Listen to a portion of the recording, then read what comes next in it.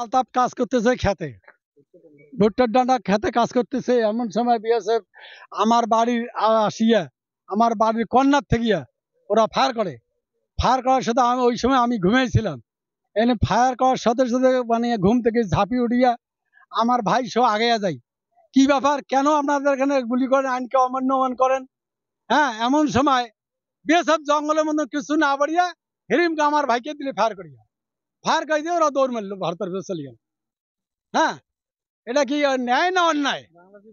বাংলাদেশের ভেতরে আমরা দাঁড়িয়ে আছি, বাংলার মাটির খাই, বাংলার জমিনে বেড়াই, আর সেরা তারা যদি আইনকে ডিসাইড করে আসিয়া আমাদের করে ক্লোজ করে, ওদের কাছে হাতিয়ার, আমাদের কাছে যদি হাতিয়ার থাকতো তো আমি 10টা বিএসএফ খাই ফেলাইলাম।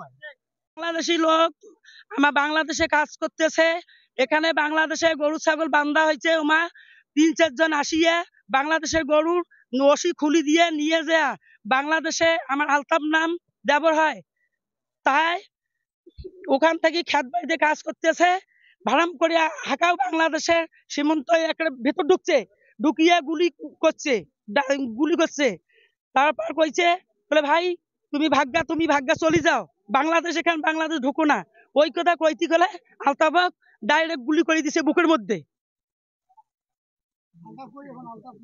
তার মধ্যে আমি বিশেষ চাই, নিজ বিশেষ চাই, তাই বাংলাদেশে তাই ভ্যান গাড়ি নিয়ে তাই ব্যবসা করি দোকানে মাল দিয়ে ব্যবসা করি খায়, তার আমার নিজ বিশেষ চাই।